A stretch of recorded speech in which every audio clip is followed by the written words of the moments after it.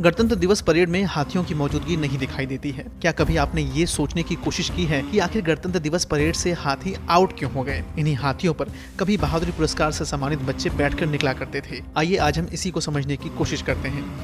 2008 में परेड के दौरान हाथियों ने जमकर उत्पात मचाया था, वो भी राष्ट्रपति के मंच के नजदीक पहुंचने पर, जिसने सुरक्षा को लेकर घोर चिंताएं खड़ी कर दी थी। परेड में हाथियों का इस्तेमाल रोकने को लेकर एक और वजह भी बताई जाती है। दरअसल हाथी पर जो खर्च दिया जाता था उसे महावत चट कर जाते थे और कई हाथियों को कब्ज की बात पर भी बखेड़ा खड़ा हो गया था।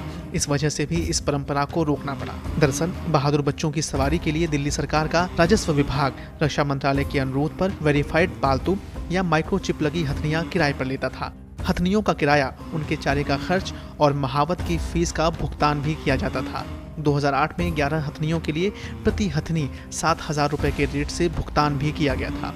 परेड से 10 दिन पहले से यानी 17 जनवरी से हथनियों का ठिकाना दिल्ली का चिड़ियाघर बन जाता था। महावत हथनियों पर खर्च से हाथ खड़े कर देते और चिड़ियाघर अथॉरिटी को ही हथनियों के भोजन का बंदोबस्त करना पड़ रहा था। दवा का बोझ भी प्रशासन पर ही आता। परेड में हथनियां राजपथ को लीद से गंदा न करें, इसलिए उन्हें बाकायदा कब्ज की खुराक भी दी जाती। केरल से सजाने का सामान मंगाया जाता, लेकिन दवा के इस्तेमाल ने ही बवाल पैदा कर दिया। इसे अत्याचार बताया गया। कई संस्थानों ने पत्र लिखे और मामला संसद में भी उठा।